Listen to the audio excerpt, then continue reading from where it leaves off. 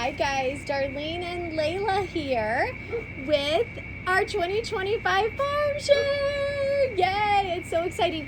This spring has been a little more difficult from a farming standpoint. One is like when we had that snow this winter, it lasted for a very long time. So we had snow on the ground for over a month, and that really lowered those ground temperatures. So when we were planting this spring, we're getting everything in and nothing was growing. Our cucumbers sat there with 2 leaves. We're like, what is happening? Until we realized that that ground temperature just had not warmed up enough.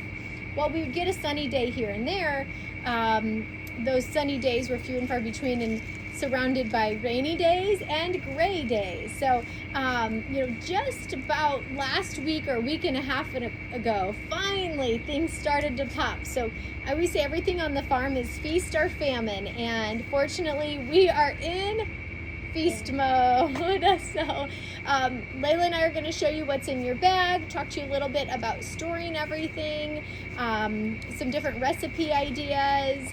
And as the season goes on, most of the things that we have are pretty, we like to go pretty standard things. There are a few things that will...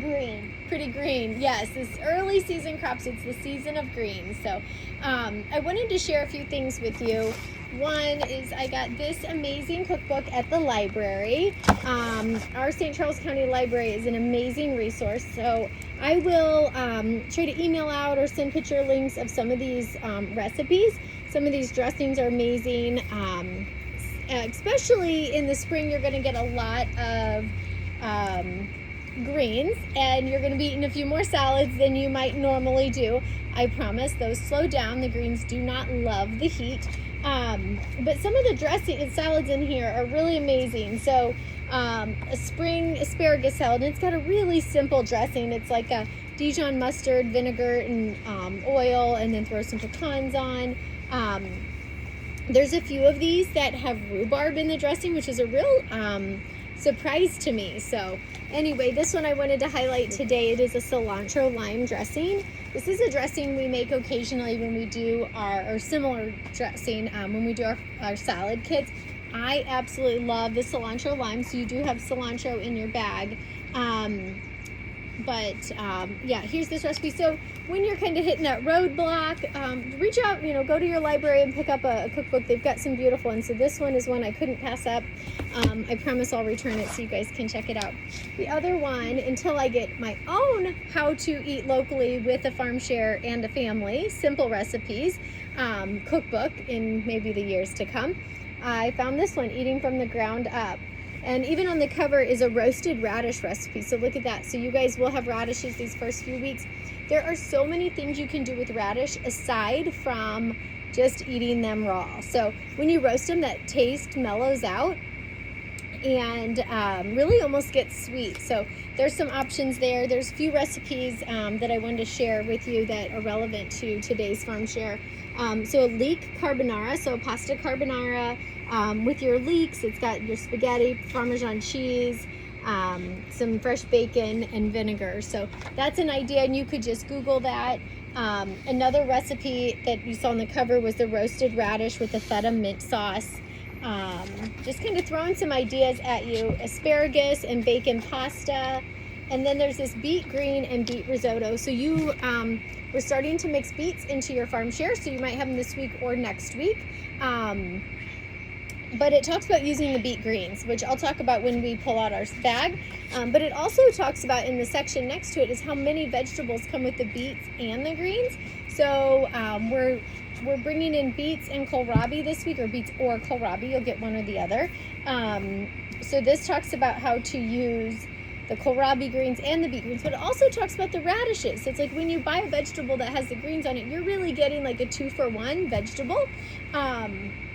The one thing with radishes, though, they've got a prickly green, so you do want to cook them, and that's going to really mellow out that taste and that quality of the prickles. So there's so much to do, but this is an amazing cookbook if you guys want to check that out. So anyway, You'll have either Chesterfield to pick up tomorrow, St. Charles will be there this evening, or you have here at the farm on Tuesday, Thursday, or Saturday.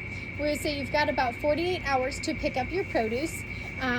We tried to pack everything in airtight containers, but some things like the beets are too big, so those will be out. So when you do get those home, we'll talk about kind of putting those all in airtight containers. So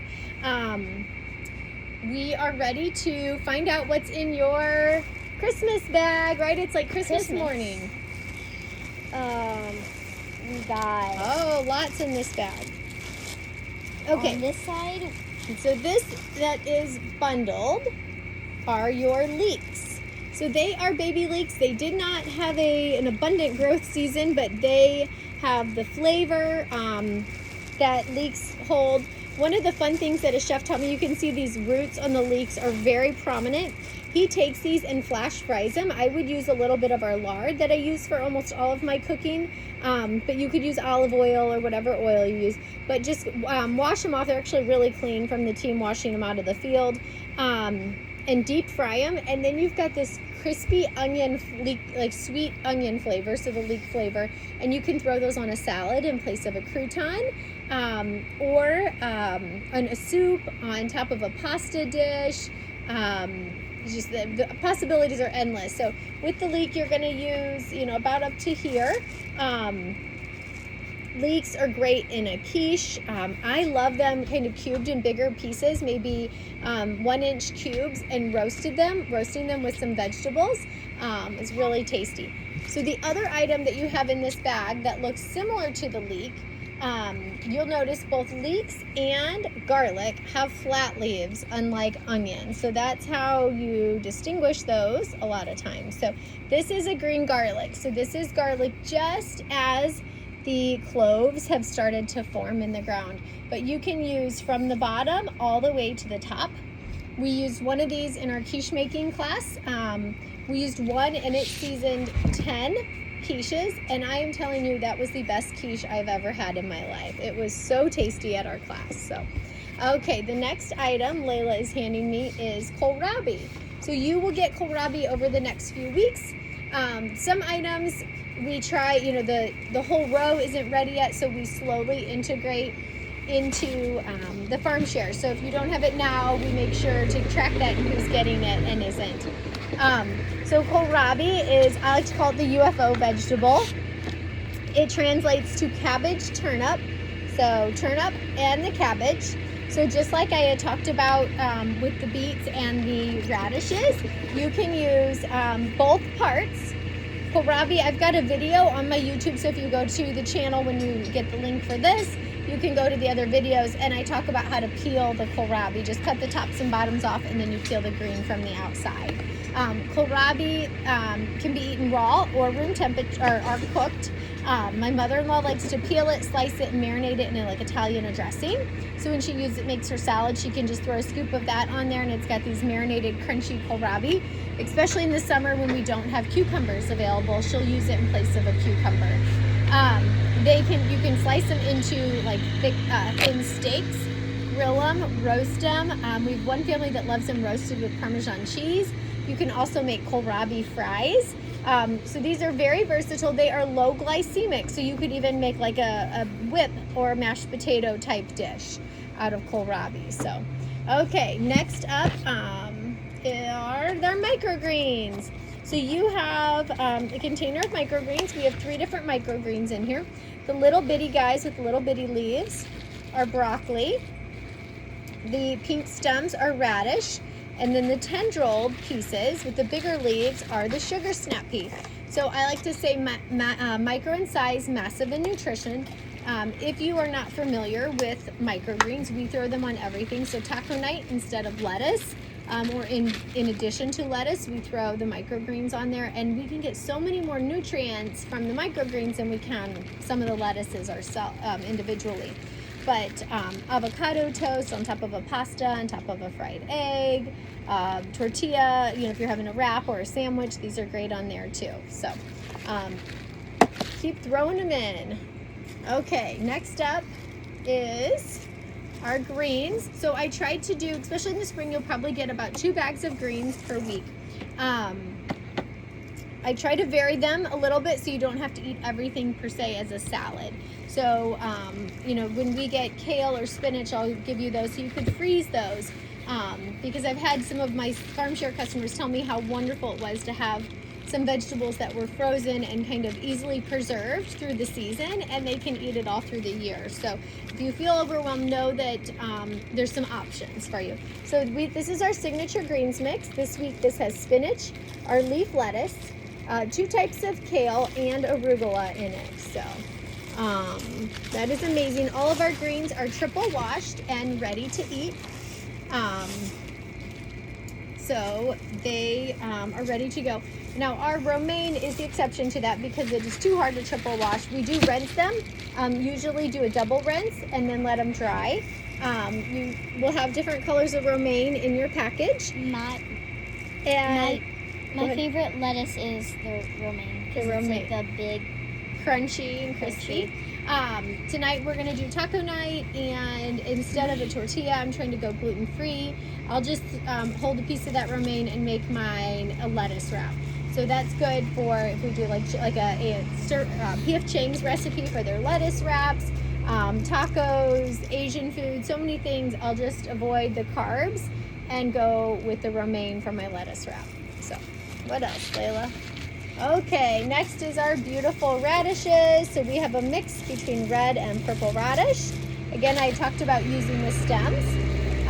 This week I've been cutting them up for my son, and he has just been dipping them in some homemade ranch dressing. We use it's like a Whole30 dump ranch dressing, but we always use fresh herbs instead of dried because it is a game changer in the flavor.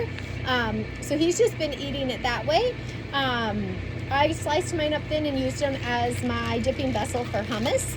I have an amazing recipe where you make a radish salsa. You could use your green garlic, the radishes, and the cilantro, which is also in your bag. And it is this fresh, crispy radish salsa. It's so amazing. Or I have one that you blend cream cheese, radish, and garlic together and make more of like a hearty spread out of the radish. So many options. Even if you don't like radishes, I encourage you to play around with them. If you really don't like them, start by cooking them. You can even throw them in your mashed potatoes. Just roasted veggies are so great. And you'll get used to doing a roasted veggies and a one-pan meal this summer because you'll have a lot of different things coming in. And some days you're like, oh, got to use it all. Usually all works on a roasted pan. My gosh, this smells amazing already. This is our cilantro. So I just picked this fresh cilantro. This is going to store best in this container.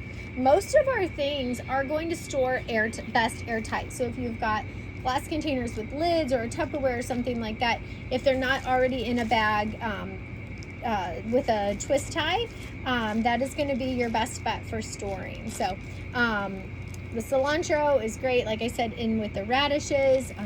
If you don't know what else to do with it, make the salad dressing where you can throw it all in at once. We love it just chopped up with an avocado and make a quick guacamole that way. So lots of options. It's also really good for us. It's an amazing detoxifier. So if you do like fresh juice or something like that, cilantro. Okay, so we have a very small asparagus patch and strawberry patch here. It's not enough that we have enough to sell once we feed our families, but I always, the last 2 years, have been making sure that I can try to get as much as we can from the field into the hands of our CSA members. So we have a special gift of fresh strawberries. I had a customer who was in the market today. We brought him in. I shared one with him. He's like, this is red all the way through. This will taste nothing like the strawberries you get from the store. These are so full of flavor and absolutely delicious. So I think that's it. So you'll either get strawberries, asparagus, and some of our asparagus are purple asparagus if they do look different. And the third item we're kind of rotating through with that is rhubarb. So those are kind of our specialty crops. And rhubarb is great with strawberry rhubarb dump cake is the easiest recipe I know. Somebody had to go get one to show off, huh? Or some of those salad dressings, like I said, had rhubarb in them. So you don't have to share the strawberries with your family. You can keep them to yourself. No, but they're so tasty, so delicious. They're absolutely beautiful this juicy. harvest. They're just huge right now. They're juicy. Juicy. Is that everything in our bag? Nope. Nope, we got more. Okay, what do we have? Well, okay, that eggs. If you did an egg add-on, those should be in your farm share. So if you paid for eggs up front, those will be in there. Anything else? Nope. I think there was 9 items. 1, 2, 3, 4, 5, 6, 7, 8, and 9. Awesome, great. Well, we'll be in touch. Hopefully not all videos are this long. I'll try to do them a little shorter in the future. But holler at us if you've got any questions. Say this went soft. How can I store this better? All of these items are going to be best in the refrigerator drawer. These I would almost roll up and put in a big Tupperware Ziploc container. And happy eating. Thanks, guys.